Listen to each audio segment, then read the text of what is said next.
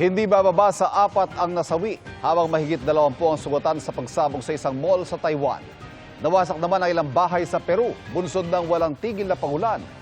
Ang iba pang balita abroad sa pagtutok ni Sandra Aguinaldo. Biglang bumigay ang bahay na ito sa gitna ng rumaragasang baha sa Peru. Isa lang yan sa nasira ng matinding pagbaha sa ilang lugar doon, kasunod ng walang tigil na mga pag-ulan. Dahil dyan napilitan ding lumikas ang mga residente. Bukod sa mga bahay, apektado pati mga motorista, tulad ng sasakyang ito na kinailangan pang ito para makatawid sa baha. Kinailangan namang sagipin ang mga sakay na isang motorcycle taxi na natrap sa malakas na ragasan ng tubig. Patuloy ang koordinasyon ng mga otoridad sa halaga ng pinsala ng ulan at bilang ng mga apektado.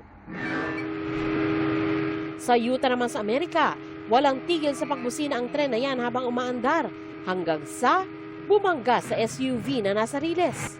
Sa isa pang kuha, makikita na naunang nabangga ang SUV ng pickup sa likod nito kaya dumiretso sa riles. Sinubukan nitong umatras at nang hindi kinaya, bumaba ang driver at tumakbo bago bumangga ang tren.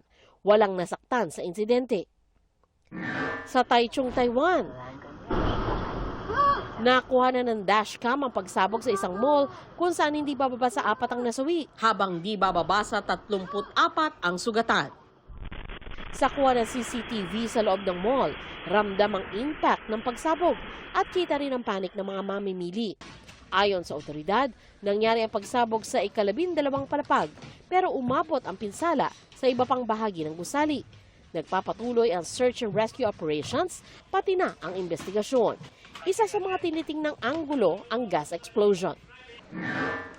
Hindi naman bababa sa 20 ang sugatan matapos mang-araro ang isang sasakyan sa gitna ng isang demonstrasyon sa Munich, Germany.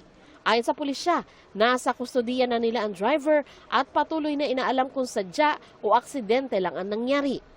Nangyari ito ilang oras bago dumating ang ilang international leaders para sa isang security conference at isang linggo bago ang federal elections. Kaya lalong hinigpitan ang seguridad sa Germany. Para sa GMA Integrated News, Sandra Aguinaldo, nakatutok 24 oras.